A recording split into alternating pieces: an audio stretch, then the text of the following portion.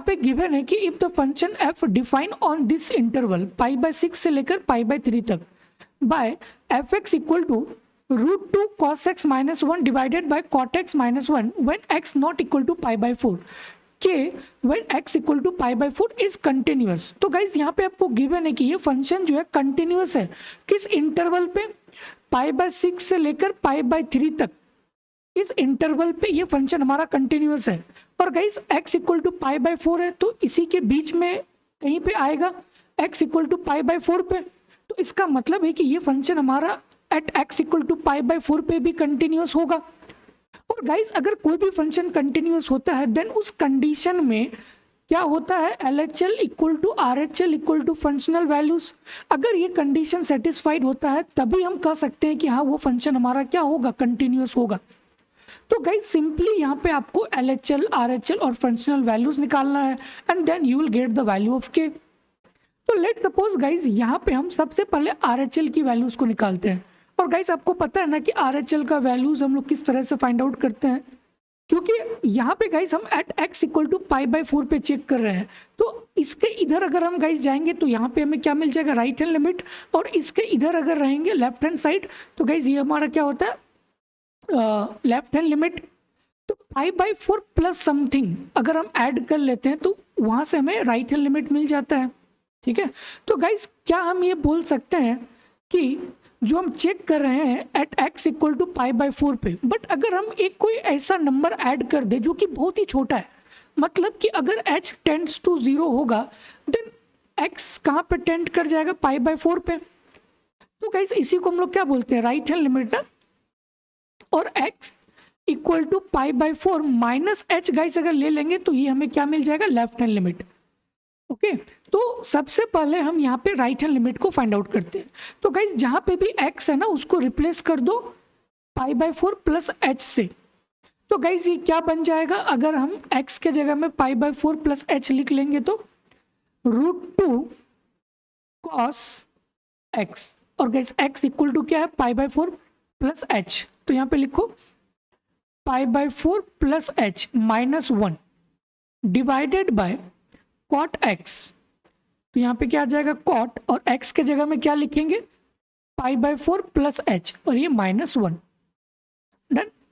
Okay guys आपको एक basic formula पता होना चाहिए कि अगर cos x प्लस y है देन गाइज इसका फॉर्मूला क्या होता है, cos x into cos y minus sine h into sine x into sine y। ऐसी बहुत ही बेसिक फॉर्मूला है ट्रिगो का।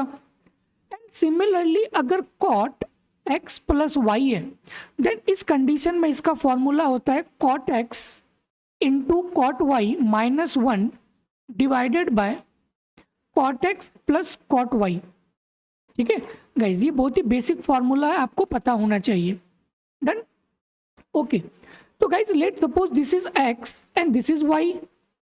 तो गाइज अब ये क्या बन गया, cos x प्लस वाई। तो इसको लिख सकते हैं ना इस फॉर्मेट में cos x into cos y minus sine x into sine y। तो गाइज अब ये क्या बन जाएगा, लिख सकते हैं यहाँ पे कि लिमिट x टेंड टू π/4 √2। अब गाइज यहाँ पे लिख सकते हैं ना cos x into cos y।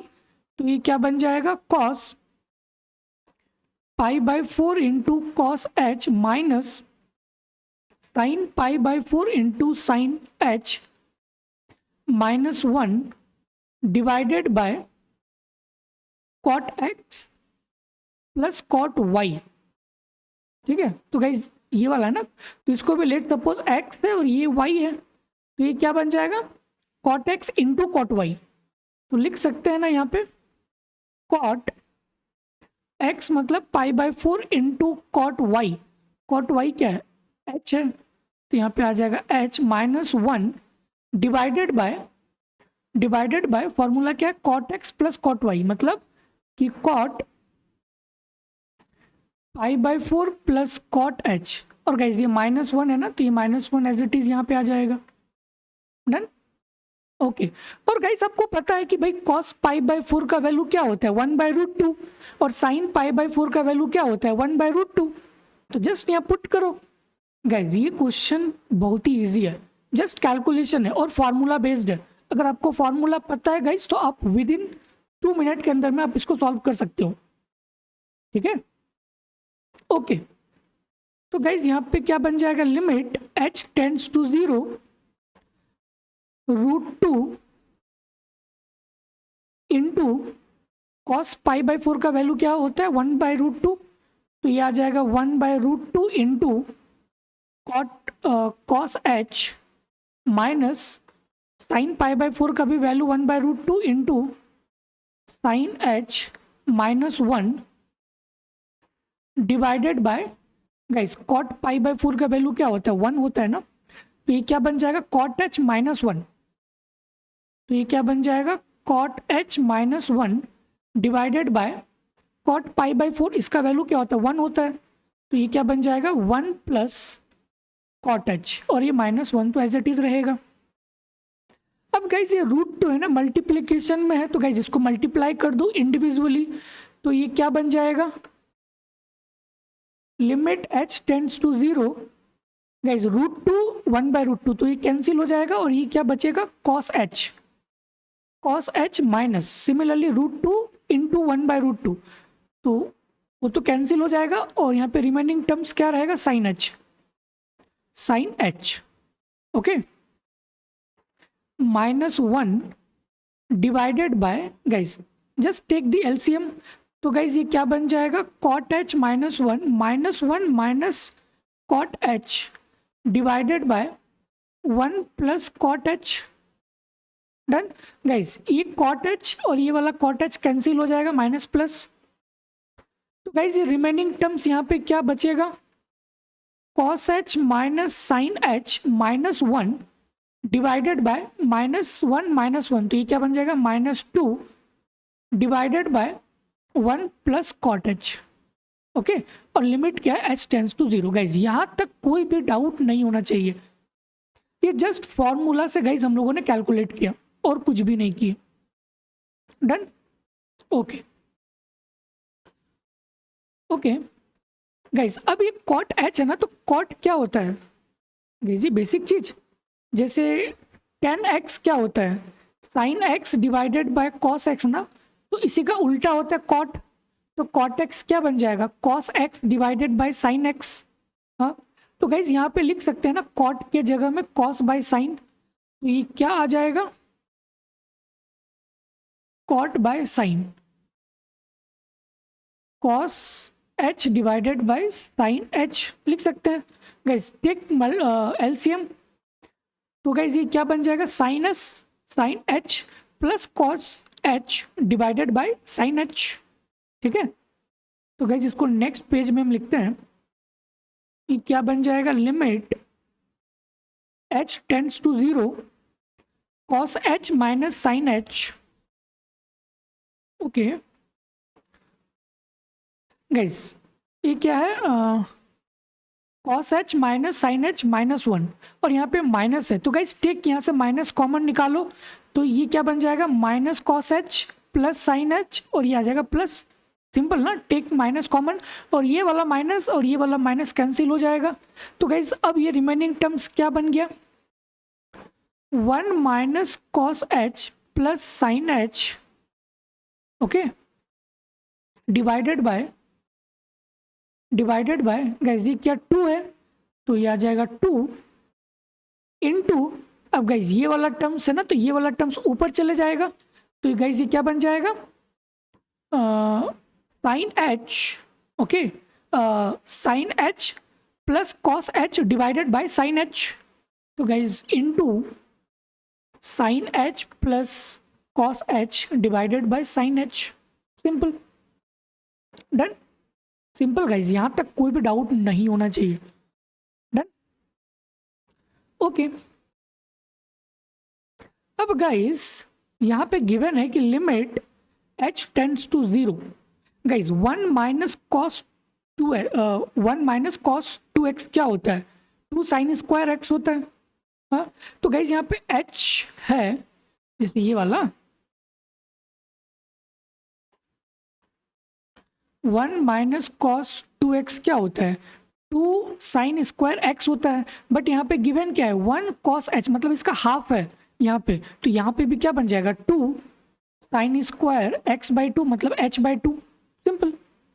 ठीक है, तो गाइज ये 1 माइनस कॉस एच को हम लोग लिख सकते हैं 2 sine square H by 2, done, plus, and guys आपको ये भी फॉर्मूला पता है कि साइन 2x इक्वल टू क्या होता है 2 sine x into cos x, ये 2x के लिए वैलिड है। अगर यहाँ पे x रहेगा तो यहाँ पे क्या बन जाएगा x बाई 2 और x by 2।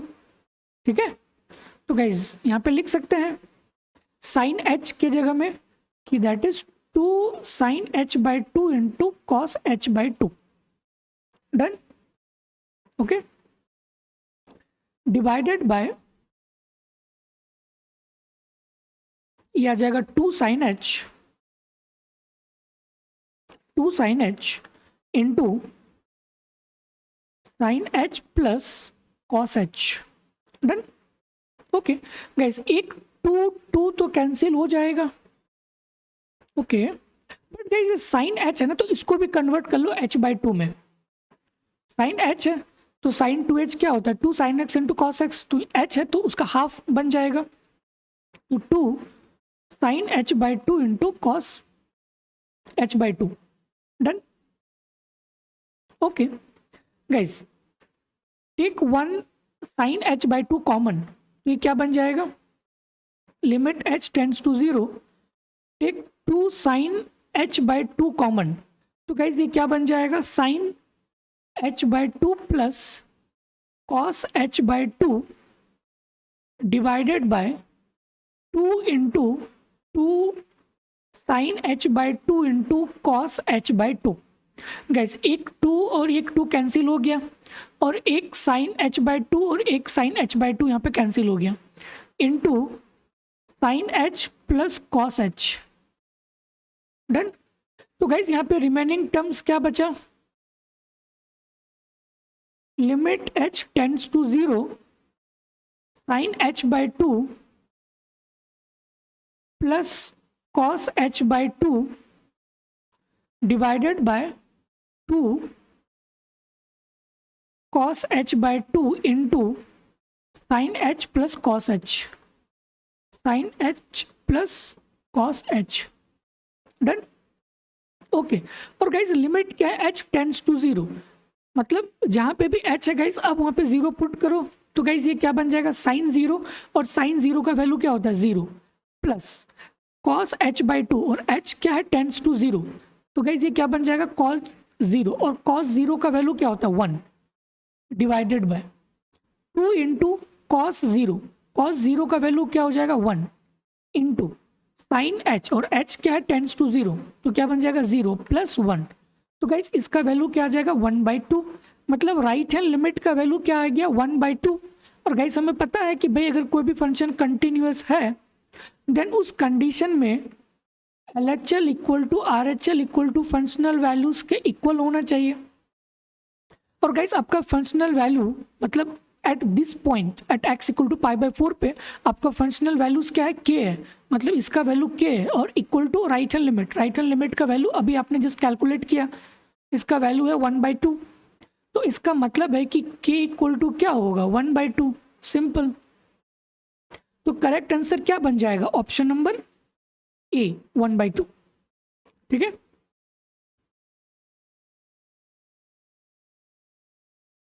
Okay guys, next question given है कि the function F X greatest integer cos 2x minus 1 divided by 2 into pi and this denote the greatest integer function is discontinuous at all X, all integer point, no X, या फिर X which is not an integer. Guys हमें पता है ना कि अगर कोई भी फंक्शन कंटिन्यूअस कब होता है, जब LHL equal to RHL equal to functional value, अगर ये कंडीशन सेटिस्फाइड हो रहा है देन हम कह सकते हैं कि भाई वो फंक्शन कंटिन्यूअस होगा, ओके। और गाइज यहाँ पे ग्रेटेस्ट इंटीजर्स है, मैं पिछले वाले लेक्चर्स पे कई बार गाइज इसको डिफाइन कर चुका हूँ, ओके इसका मतलब ये है कि लेट सपोज कि अगर कोई भी वैल्यू x का वैल्यू अगर 0 से लेकर 1 के बीच में है तो इसका ग्रेटेस्ट इंटीजर क्या होता है, ऑलवेज 0 होगा।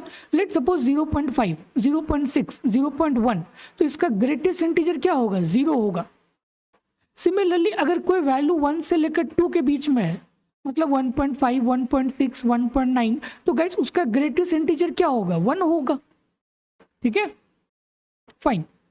तो यहाँ पे गाइस अगर हम कंटिन्यूटी चेक करें कोई भी रैंडम वैल्यू पे, क्योंकि गाइस ऑप्शन यहाँ पे गिवन है कि ऑल इंटीजर पॉइंट्स, ठीक है, मतलब कोई सा भी आप इंटीजर ले सकते हो। तो लेट सपोज कि मैं यहाँ पे x इक्वल टू 1 चूज कर रहा हूँ, और गाइस हमें पता है कि अगर 1 के इधर जाएंगे गाइस तो ये हमें क्या मिल जाएगा, राइट हैंड लिमिट, और 1 के इधर लेफ्ट हैंड साइड में अगर मूव करेंगे तो ये हमें मिल जाएगा left hand limit.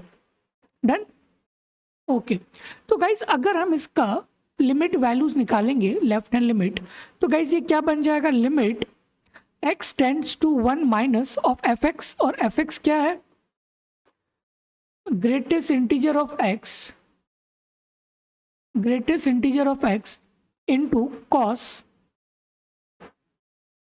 2x minus 1 divided by 2। Done, और गाइस ये क्या है, 1 माइनस, मतलब कि गाइस 1 का हम इधर मूव कर रहे हैं, इधर, मतलब ये वैल्यू 0.9999, और गाइस हमें पता है ना कि भाई अगर कोई भी वैल्यू 0 से लेकर 1 के बीच में रहा देन उसका ग्रेटेस्ट इंटीजर क्या होगा, 0 होगा। क्योंकि गाइस यहाँ पे लेफ्ट हैंड लिमिट हम निकाल रहे हैं, 1 माइनस, मतलब 1 में से बहुत ही छोटा सा नंबर माइनस हो रहा है। ठीक है गाइस, ये वाला x equal to 1 minus h, और h क्या है, बहुत ही छोटा सा नंबर है चूंकि टेंड्स टू 0, तभी गाइस x क्या होगा, 1 की तरफ टेंड होगा ना, तो 1 माइनस समथिंग मतलब 1.9999, और गाइस ये किस इंटरवल पे लाइज कर रहा है, 0 से लेकर 1 के बीच में, और इसका ग्रेटेस्ट इंटीजर क्या होगा, 0 होगा। तो गाइस ये क्या बन जाएगा, 0 इंटू समथिंग, इसका वैल्यू क्या हो जाएगा, 0। Done, okay. अगर गाइस हम इसका राइट हैंड लिमिट निकालेंगे, ठीक, right hand limit, limit x tend to 1 plus, तो गाइस ये क्या बन जाएगा, greatest integer into cos 2x minus 1 divided by 2, मतलब x 1 प्लस, मतलब गाइस इस वाले रेंज पे आ रहा है, 1 से लेकर 2 के रेंज पे आ रहा है। तो गाइस इसका वैल्यू क्या बन जाएगा, हाँ जस्ट टेक वैल्यूज, तो गाइस 1.5, 1.6, अगर 1 से 2 के बीच में कोई सा भी वैल्यू आया तो उसका ग्रेटेस्ट इंटीजर क्या हो जाएगा, 1। तो गाइस ये वैल्यू आ जाएगा 1 इनटू कॉस, और गाइस x क्या टेंड्स टू 1, तो गाइस ये क्या बन जाएगा, 1/2, ठीक है, मतलब cos π/2, ठीक है, फाइन। और गाइस हमें पता है कि भाई cos π/2 का वैल्यू क्या होता है, 0, तो ये आ जाएगा 0। तो लेफ्ट हैंड लिमिट का भी वैल्यू 0, राइट हैंड लिमिट का भी वैल्यू 0, और गाइस फंक्शनल वैल्यूज आप निकाल सकते हो। ठीक है, तो गाइस अगर हम इसका फंक्शनल वैल्यूज निकालेंगे, just put at x equal to 1, तो गाइस ये क्या बन जाएगा, f1 equal to greatest integer 1 into cos 2 into 1 minus 1 divided by 2, तो गाइस और इंटू पाई है यहाँ पे, ठीक है, इंटू पाई। तो गाइस ये भी क्या आएगा, 1 इंटू कॉस π/2, और cos π/2 का वैल्यू क्या होता है, 0। तो गाइज यहाँ पे हम लोगों ने क्या किया कि कोई भी एक रैंडम वैल्यू को चूज किए, आप गाइज कुछ भी रैंडम इंटीजर चूज कर सकते हो, 1, 2, 3, 4, 5 कुछ भी।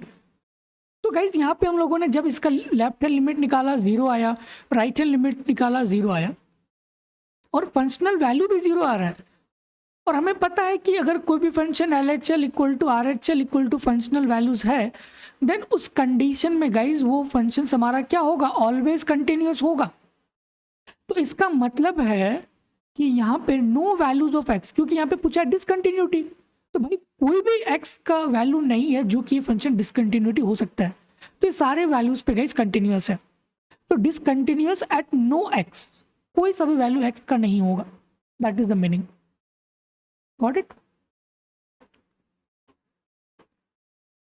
ओके गाइज, नेक्स्ट क्वेश्चन यहाँ पे गिवन है कि if f(x) equal to x into √x plus √x plus 1, then f(x) is continuous but not differentiable at x equal to 0.